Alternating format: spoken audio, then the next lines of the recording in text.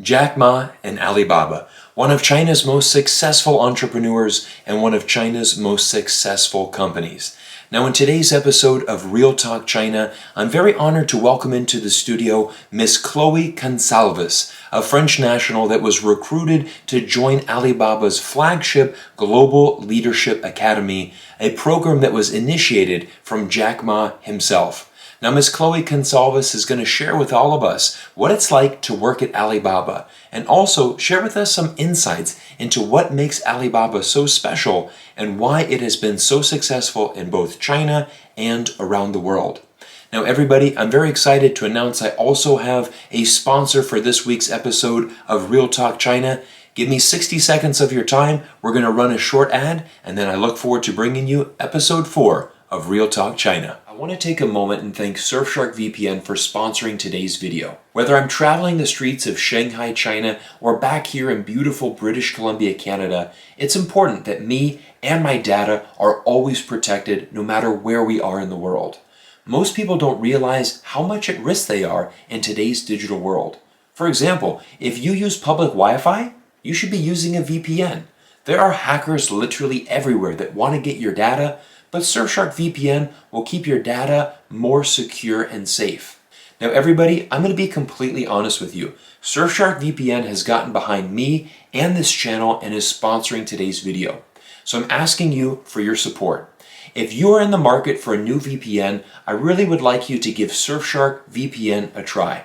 Now, the best part is that you can save 83% off the retail price by simply using the promotional code CYRUS at checkout. Guys, this is honestly one of the best deals I have ever seen. In addition, Surfshark's going to throw in an additional 3 months of service for free. The best part is there is a 30-day money-back guarantee, so you literally have nothing to lose with this deal. Check out the link in the description, and let's get started in today's video. Everybody, I want to welcome into the studio Chloe Goncalves. Very excited for today because Chloe had an amazing opportunity to work at Alibaba. How I found out about Chloe is that I'm very connected on LinkedIn, and it is one of my favorite platforms to connect with a lot of experts in China that are doing business there, that are on the ground. And Chloe, I was fascinated by your story, so thank you for coming on Real Talk China. My pleasure. I'm very happy to be here. So, Chloe, let's go ahead and just jump right in. Tell us a little bit about how did your China story begin? Sure. So my China story began in 2016 after being recruited for Alibaba's Global Leadership Academy, which was a program actually initiated by Jack Ma because he wanted the company to globalize. So basically, he was looking to have foreigners from all over the world that could come to Hangzhou for at least a year to discover the company and do like some rotations between different business units. So then we could go back to our home country and work for Alibaba overseas. So it was a very good experience. We were 30 foreigners from 14 different nationalities. Wow. And we did like rotations between different business units, but also trips around China to really get an understanding of the country and then work for Alibaba overseas. So I was supposed to stay only 1 year in Hangzhou, but I loved it so much that I stayed 3 years in total. Oh, that's fantastic. Oh, that's amazing. So that was 14 different countries, 30 foreigners from 14 different countries that were recruited from this program. And of course, Jack Ma, I mean, such a visionary. And then that's an amazing program because I've not heard of that program until just now. So that's pretty amazing. So that's 5 years ago. That's where your China story began. And was that the first time that you had traveled to China? Would have been 2016? I had been to China the year before with my master degree. Like we did like a trip to Shanghai for 2 weeks. Okay. But actually at that time I didn't get such a good feeling about China. Like the people we met, etc. They were complaining about the Chinese market, and my perception of China totally changed from when I went to Hangzhou and actually discovered the city there. So.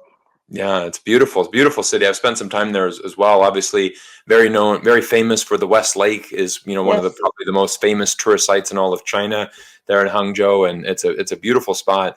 I lived in Shanghai for many years, so not too far away on the train. So what about, your first impressions about Alibaba? When you heard of Alibaba for the first time and you had this global program, what was your first thoughts? So, I mean, in France, or I think foreigners in general, they know Alibaba for Alibaba.com or AliExpress. So Hmm. you really associate it with e-commerce. You think it's a Chinese Amazon. Correct. But actually, when you discover more about the company, it's just so much more than that. And that's actually why they wanted foreigners to come to Hangzhou to really discover, the full range of the company. So yeah, when I received the email on LinkedIn about this program, I was super excited because I was already working in e-commerce. So I thought it was an amazing opportunity. Yeah. And lucky that for the first batch of the program, they didn't require you to speak Chinese. So I was super excited to be able to join because Yeah. actually now they require HSK4 Okay. minimum for the new joiners. So I got really lucky. Tell us a little bit more about the interview process because I'm just really, very curious about this program. So you went to Hangzhou in 2016. You found out about this opportunity on LinkedIn. You applied for it. How many positions were available? I think you said there was 30. Is it 30 positions in total? And Yes, there were 30 positions in total for the first batch. okay. We were 3,000 applicants, Wow. and 72 people were selected for the final interviews in Hangzhou.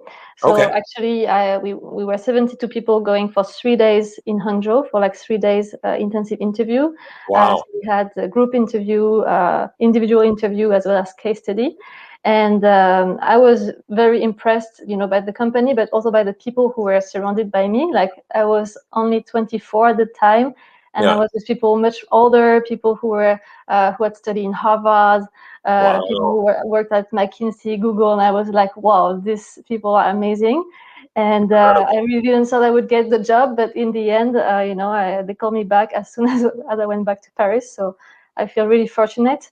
And yeah, it was I mean, it really literally changed my life. Being able to work in such a good company in the headquarters. That's a Hmm. very rare opportunity. So I'm very grateful for that.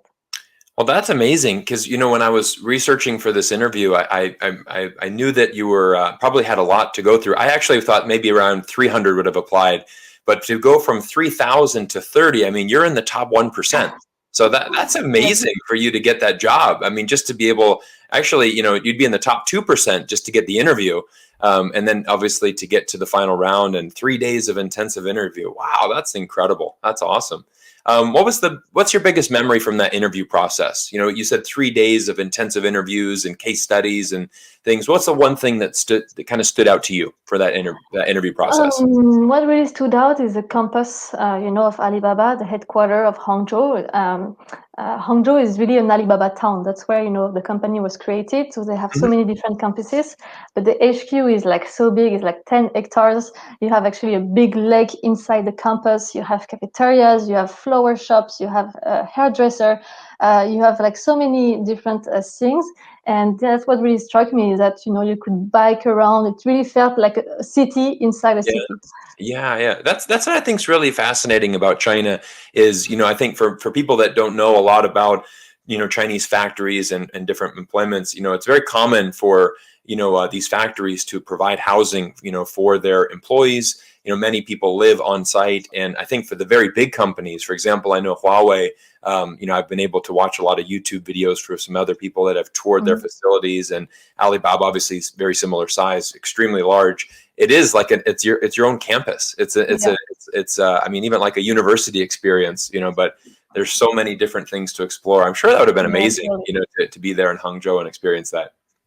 For sure, for sure. We cannot live on the campus. Like there is no housing inside, but Okay. all around the campus is only like new constructions, building housing for Yeah. people who work there. Let's talk about that question about learning Chinese. I mean, when you say now they require an HSK, and for those of you that don't know the HSK, that is the standardized test that they issue in China and around the world. Anybody that wants to get a job in China, if you want to prove your Chinese proficiency, you need to take this HSK. I believe there's 6 levels of that, and fourth Yeah. would be pretty advanced. I think with 4, I believe you need to know at least 1,000 Chinese characters in addition to be able to read or sorry, be able to speak and be able to write a few words as well. And certainly listen is a big test. So But what about your journey? I mean, were you a little bit intimidated to go on this journey and not? I'm assuming you didn't speak Chinese when you first went, correct? Not at all. I was not speaking Chinese at all. Yeah. And yeah, as I said, we were lucky. They didn't require Chinese for the first batch, but they actually gave us 80 hours of free lessons, Okay. to start learning the language. And after that, I took my own classes with a teacher. Her Nice. name is Mi Yao. She was amazing. She Nice. wouldn't speak a word of English to me, just to make sure that, I would hear Chinese all the time and rectify me with like simple Chinese words. So that's Yeah. what made me improve a lot. And yeah, the Chinese learning journey was not easy, especially in Hangzhou, where not a lot of people speak English. Right. And in the campus, it was the same. I was stuck in meetings for 4 hours only in Chinese. And sometimes I wonder, like, what am I doing here? That's very tough. And actually, among the 30 people, a lot of them were not attending those meetings because they were like, okay, I can't understand anything. There's no point. But I Yeah. actually stayed there. I was doing a lot of efforts to like trying to grasp some words that I would hear and then write them down on a block note. And after Nice. the meeting, I would ask, a colleague who could speak a little English, what this meant. And of course, I was pronouncing it wrong because there is like 4 different tones. Yeah. So I would just try every time to see what that it meant. And at the end, I had like a list of like 200 business words. And then the Nice. more you learn, the more you can recognize a character, and then you can use Pleco on an app to discover what is this word. So that's how I actually learn. And definitely the fact of being immersed in the country, in the city, and listening to Chinese every day is really the perfect way to improve. So now I have HSK4, preparing HSK5, Nice. and I can say I'm Yeah. quite fluent in Chinese. Yeah.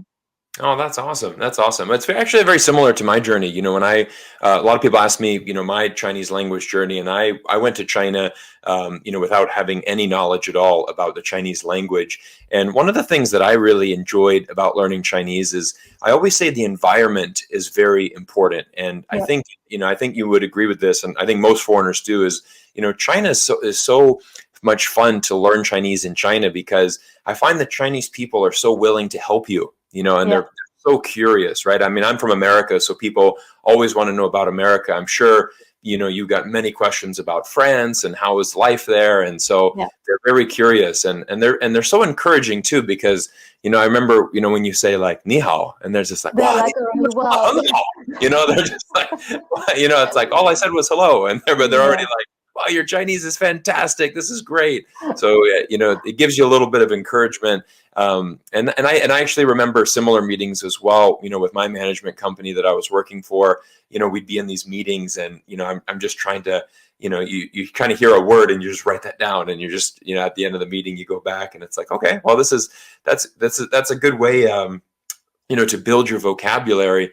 But also, I think, Chloe, that shows why you're in that 1%. I mean, if you're not many people want to stay in that meeting for, sometimes they're long in China, right? 3-4 hours, but you're in there learning, and that's how you're going to learn the language. You have to immerse yourself in that.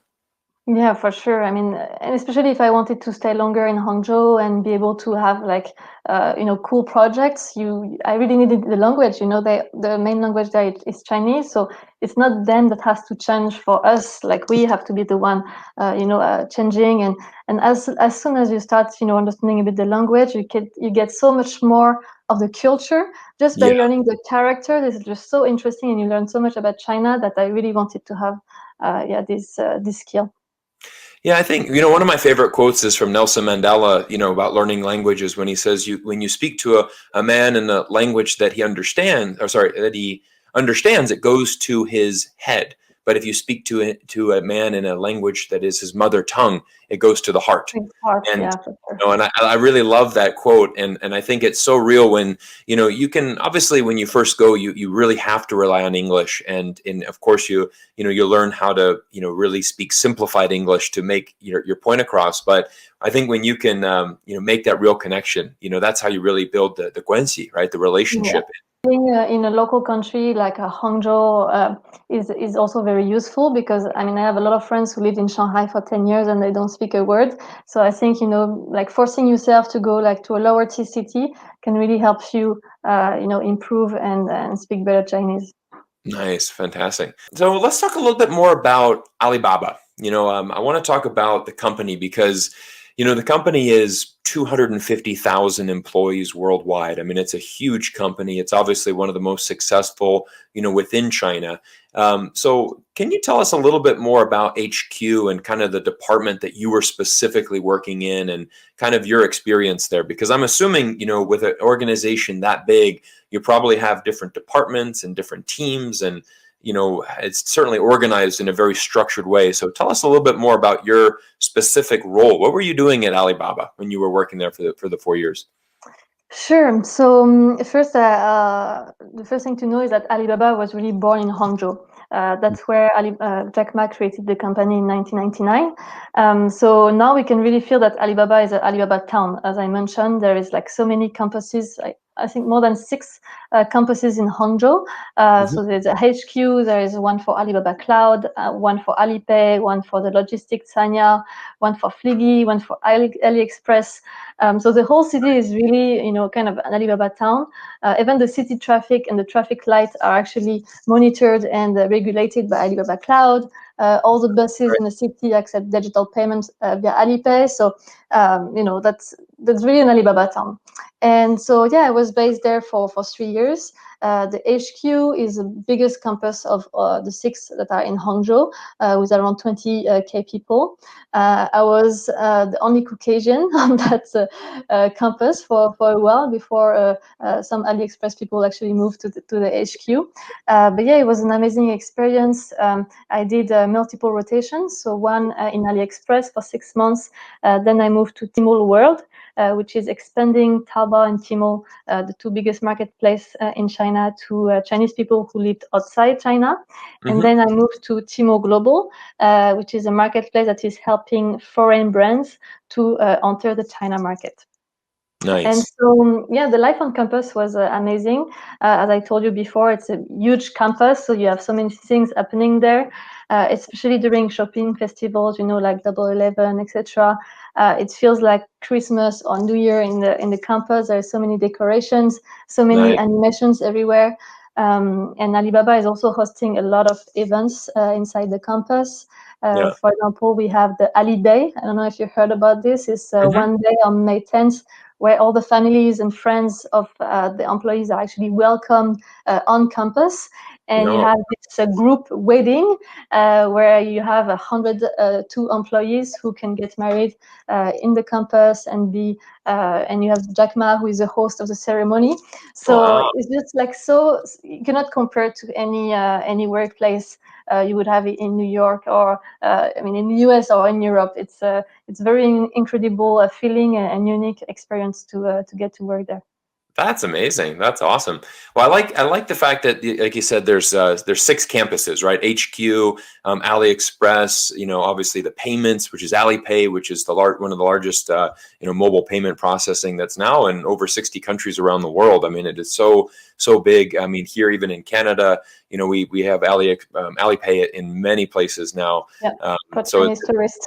yeah, Chinese tourists and also locals as well. I mean, people that come here and settle down, that still, find it convenient to use, their Chinese funds and things. And that's something that, my business here in Canada, we actually help companies set up Alipay and WeChat Pay, and that's a big part of what we do is helping Canadian companies connect better with Chinese consumers. Awesome. Both that are living here, but also tourists as well, as you said.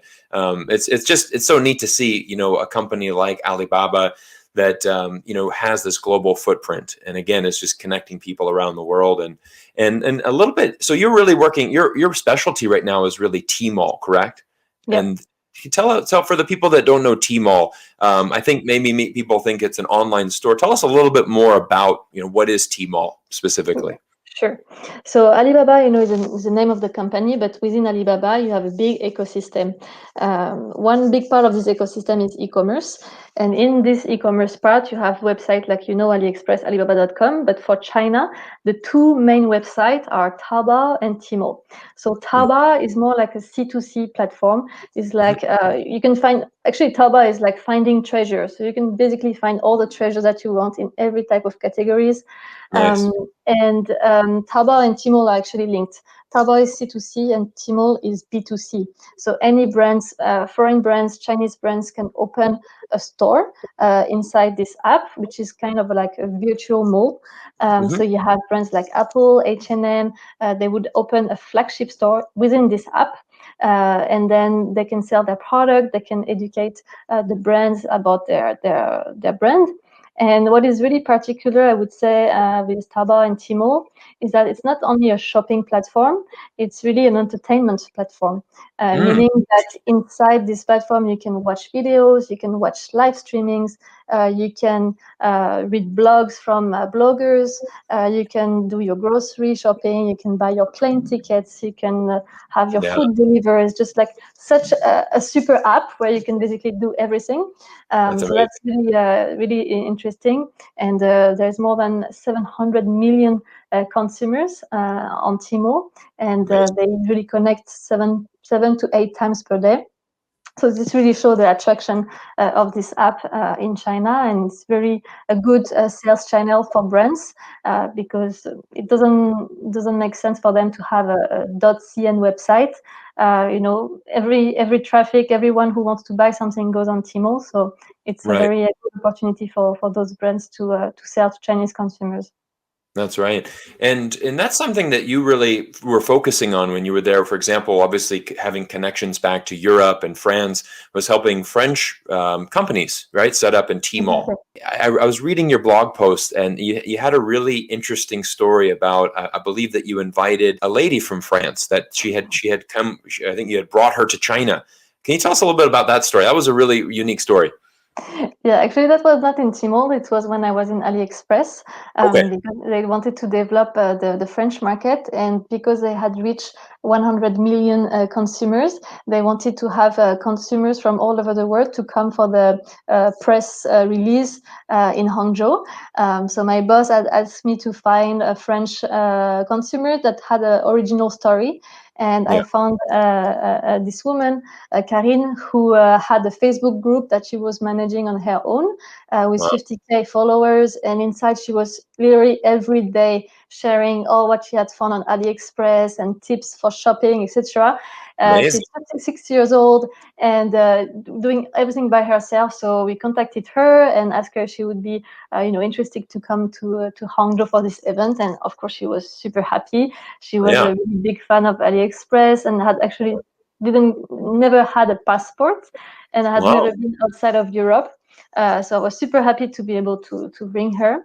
And yeah, the story is that in Alibaba, things changes very, very fast. So 2 weeks before she arrived, my boss tells me, actually, we don't have any more budget, so she cannot come. And I was like, no, no, no, this is not possible. Like, I just promised her she would come to China. She was so excited. There must be a way. And he just replied, Chloe, you have to embrace change. And embrace change is like, one of the key sentence in Alibaba. Part of the value is you have to embrace change. And I was Yeah. like, no, this cannot be happening. So, Right. I talked with many people. And in the end, I managed to get the budget from the Spanish team, and Karin could come to China. So yeah, I have so many stories about that. Nice. China and Alibaba is evolving at such a fast pace that you always have to be, changing everything and be reactive to the market. So yeah, it was a fun story. That's a great insight, Chloe, because as a former China expat for many years, that's something that I always tell people is that the speed at which things move in China, it is so fast, and the two words you said, embrace change. I think that is, you said that's a key really mindset for within the Alibaba group, and I think it's really a key mindset for anybody doing business in China Yeah, because things change so fast, and you really have to have this open mindset. And I think, I love that story because, it is very typical. Something might happen, in China where it's like, sorry, we don't have the budget anymore. You've got to cancel the trip. And then in China, in Chinese, we would say like 想办法, right? Like we got to think of a way, like we got to 想办法, right? You have to think of a solution. And it was so neat that you were able to, work with the Spanish team and get some budget from them and be able to pull it off. That was a very Chinese maneuver, right? Like you 想办法, you thought of a solution, you were able to pull it off and obviously bring Karine over from France, which was amazing. And then what an entrepreneur she is, finding a Facebook page and sorting out products from China, through AliExpress and then selling them in this Facebook group. And then I imagine she was so happy to obviously have, a fellow French national contact her, and I'm sure you were her tour guide, I'm sure, in Hangzhou, correct? Yeah, I was. We stayed together for 1 week. I had to bring her everywhere, and she really enjoyed it. It was her first time in China, and yeah, they still AliExpress still collaborate with her. Like every time there is like new events or new animations, like she's the first one to know, because I mean she's a very nice person, and she's kind of a blogger. She has her own community, so yeah, it was definitely a good experience for both sides. That's awesome. And you also mentioned in there live streaming, which I want to touch on very big because, live streaming is so popular in China. And I think people don't really understand in the West, that is, they don't understand how popular it is in China, but also the fact of how interactive it is. Like we can certainly live stream, I live stream on YouTube sometimes, or influencers live stream on Instagram. But I think in China, the interesting thing is that's where a lot of people do shopping. They really interact with their favorite live streamers, and that's how a lot of live streamers make a lot of money, is obviously selling products through their live streams and earning commissions. But it's a very different culture, the live stream in China versus live stream in the Western part. Yeah, for sure. I mean, China, e-commerce is social commerce. So the two are really linked together. When we were talking about TMall, when brands open his flagship store, if you're a consumer, you can actually follow the store to be, like you would follow a Facebook page or like an Instagram account. Right. So this really allows consumers to be connected to the brand and be aware every time the brand is doing any animation on the platform. So live streaming is really key animation for the brands because it allows you to interact directly with your consumers, to get instant feedback, to educate your consumer, to engage with them. So this has been rising a lot, even before COVID, but even more since COVID. So brands are doing during promotions like Double 11, like 24/7 live streaming, where they present their product, they explain to consumers how they are. And on the platform is really intuitive because you can watch the live stream while browsing the products. You all stay in the same app, in the same page, so it's very convenient. Exactly. In Instagram, if you have a live and you have a link, you have to go outside of Instagram to purchase the product. So that's right. Everything is super convenient. And what is also interesting in China is that, buying product is actually the end of the shopping step. They go on Taobao and Tmall, they can stay for 3 hours without buying anything because there's just so much content, so much live, and then purchasing will be actually the end of it. So yeah, it's a very different practice from what we have overseas.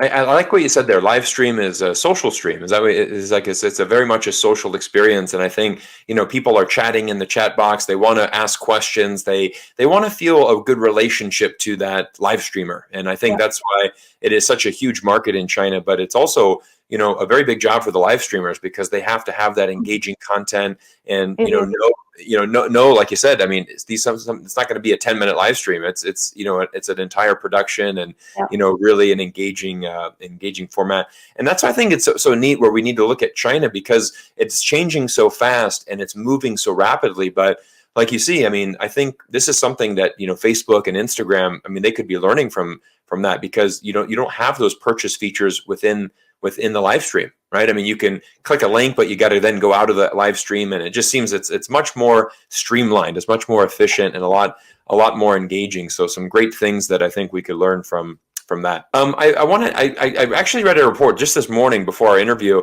It says in France, AliExpress officially kicked off its live streaming program in May 2020, and it has since launched 3,000 live streams from France and has worked with more than 100 local live streamers. So is that something you're working on in France right now with live streamers as well?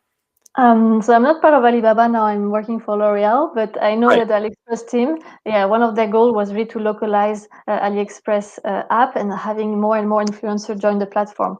They know that live streaming will come in Europe as well, so they've Right.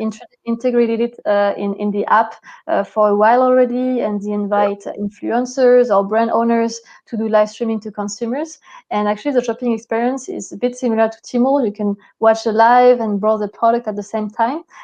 So yeah, they've kicked off this type of live streaming, and I think it's only gonna get better and better. Let's just talk about a kind of a very general question here, but why do you think Alibaba has achieved so much success in China and around the world? That's a good question. I think there's a lot of reason. One of the first I would say is that in 20 years, Alibaba really sticked to its mission Mm, to make it easy to do business anywhere and to help small businesses around the world to connect. So that they really build the infrastructure to make sure that everyone could connect and sell the products. So in China, really Taobao revolutionized, was a really revolution for everyone. yeah, From farmers that sell lotus roots to independent fashion designer, like they really helped different small businesses to connect and actually make good income. So I think that's part of the reason. Another reason is that they always put the consumer first. Actually, one of the other value, there is embrace change, of course, and there is customer first, employee second, and shareholders third. wow, Usually, shareholders they always want you to make money, and correct. but if Alibaba had put the shareholder first, Taobao would not have been free, when they launched, and they wouldn't have been able to fight with eBay and actually, win market share. So they really want to put customer first in every type of decision, and that's what I really Right, enjoyed when I was in Hangzhou. And the third reason I would say, we talked a little bit about it, is the fact that, because China is evolving so fast, you really have to keep this entrepreneurial mindset. right, So Alibaba is such a big company, but actually inside, it feels like a startup. Like new projects are being created the next day. Okay, no more budget. They always adapt. If we see a competitor is fantastic. doing something, we always want to do better. And that's actually why Jack Ma always says that competition is healthy. You shouldn't hate your competitor. In the contrary, because you have competitors, you always improve the customer experience, what you offer to your consumers. So I think that's why Alibaba, performs super well, is that they adapt very, very fast and can make changes to make sure that they adapt the demand from the consumer. Oh, fantastic answer. Fantastic. I think a couple points I want to hit on there is the fact that, I think in the last 20 years, you've actually seen, obviously China has been very dedicated to, alleviating poverty. That's been one of the big missions of the Chinese government. And I think you've seen with the creation of these online stores, a tremendous amount of people, being able to produce more income and improve their lives, through the internet and through companies, like Alibaba. And that is really neat, because one of the things I loved about living in China is the fact that, it seems like every Chinese person almost has a side hustle. They're hustlers, and I love that about the Chinese. And I remember at our company, I remember this one girl. She was selling shampoos online, and she was just she would go around town, and she was able to buy them at cheaper prices, and then just have WeChat groups and selling them online. And she would get friends that would go travel abroad, and she's like, buy as much shampoo as possible. And and I think at the time, she's like, yeah, I can make 4 to 5 thousand renminbi a month, off a shampoo business. Which And is a lot in China. Yeah. which is a lot, and that was like, and I think at the time she was making around 4 or 5 thousand already. So, she's able to double her salary with a side hustle job. And she was just, and I really was like, wow, that's awesome. Like, that's great. What a great mindset. And I think, again, that's why China is moving, so fast. And I love the second point, thinking about shareholders are actually third, because, in America, I remember being taught at business school that, your publicly traded company, the goal is to maximize shareholder value, and shareholders come first, as for many public companies. But Mhm. if you actually reverse engineer that and you think, okay, let's put our customers first, because if they're the most important and they're taken care of, we know that company is going to be worth a lot of money, and obviously the shareholders will be taken care of as well. Exactly. You touched on this earlier, that there's so many things that Alibaba is working on. Obviously, for many people, the cliche comparison is it's the Amazon of China. But what are some of the other big projects, or maybe some of the big visions that Alibaba, was working on, or any kind of insights that you could share for the future? Sure. I think Alibaba's mission is really to continue building the infrastructure of commerce. So, small and medium businesses can connect around the world. So, they have this EWTP initiative. They really want to make global trade accessible to all and very inclusive. Another thing that they really want to keep on improving is imaginating the future of retail. I don't know if you heard of the concept of new retail, where you actually have online and offline combined together and integrate like new technologies like AR, VR to make better shopping experience. So there's so many examples of that in China. I guess you've been to like the Hema supermarket, Yes, where right. you can have live seafood cooked in front of you, buy your groceries, but also have them delivered in your place in less than 30 minutes. So there's so many initiatives that they're doing in the retail business. A few other examples, like the magic mirror that you can find in the shopping malls when you're in the restroom. While you're waiting to go to the restroom, you can actually see your face in the mirror and try lipstick on directly from the mirror. And if you like this lipstick, you can scan the QR code and buy it on TMall and have it delivered to your place. Incredible. Yeah, you can like pay That's in incredible. many shops with just your smile because it's connected to Alipay. So yeah, they just want to improve the retail experience.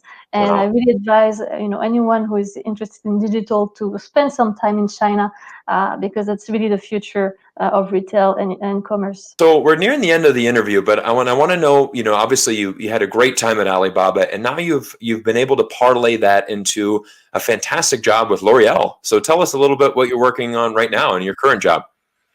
Yeah, thank you. So in TMall, I was helping French and European brands in general to enter the China market. So I helped them find a China partner, help them find what product would work in the market, help them prepare their marketing strategy and follow up the sales. So I was actually very curious to go to the brand side and actually manage those China e-commerce on my own. So that's why I joined L'Oreal. So I'm part of the active cosmetic active division with Nice. the same brands like Vichy, La Roche-Posay, SkinCeuticals, and basically my role is to help boost the sales in China. Okay. So I'm based in Paris, but interacting a lot with the Asian team to Right. make sure that headquarters meet the requirement that they have and help them do all the operations in China. Oh, that's fantastic. Well, they couldn't find a better person, obviously with your experience in China and, your e-commerce experience. And then now, congratulations, Chloe, on parlaying that to L'Oreal, obviously one of the biggest European brands and world brands in the world, for sure. Let's transition a little bit more away from, the e-commerce and Alibaba, but just talk about China in general. What is your perception on how China has been viewed in Western media over the past 12 months? From someone that's lived and worked in China and still continuing to do business in China. Yeah, for sure. Well, I think unfortunately China has been perceived. China has been perceived pretty bad. I've read a study in France that since COVID, more than 60% of French people had actually a negative opinion about China. Right. The many reasons, can be the politics, the impact of the environment. And I kind of understand them in a way that when you read the news about China, it's always, negative things. So, Correct. I understand that they think that, but after you actually understand China, you go there, you actually realize that, it's not like that. I also had, bad perception about China before going there. I thought it was polluted, that everyone was eating dog, that it was very crowded and we had no freedom. But actually, when you live there, you realize that it's completely the contrary. I brought my parents and my sisters when I was in China, and they loved it. Like especially Hangzhou is super green. the life is super safe. The life is super modern. Chinese people are very curious. They're very hardworking. They love interacting with foreigners. And I think that's very something that is particular about China and that is not enough showcase in Western medias. That's a fantastic answer, and I couldn't agree more. And that's why I always say, to critics, I want them to go to China, experience it, because I find so many times, I think in the 10 years that I was living in China, I probably had 20 different friends come and visit me over that span of 10 years.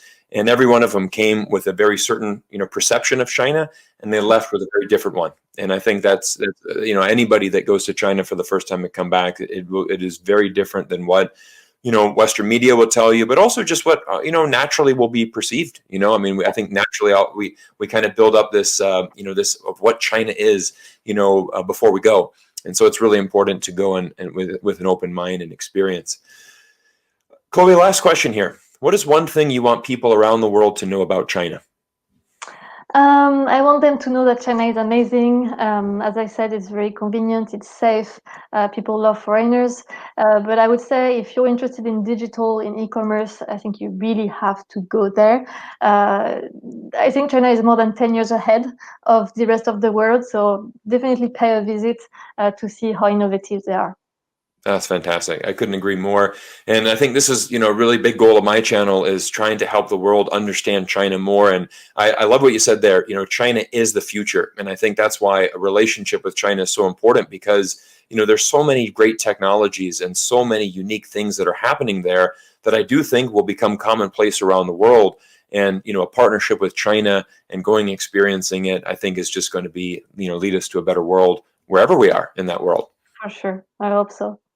All right. Fantastic. Well, Chloe, thank you so much for your time and your insights. It's been a pleasure to have you as our guest here on Real Talk China, and wish you continued success with L'Oreal and everything in Paris. Thank you so much. Now, everybody, I hope you enjoyed today's interview with Miss Chloe Goncalves. A big thank you to Chloe for coming on the show and sharing her amazing insights into Alibaba.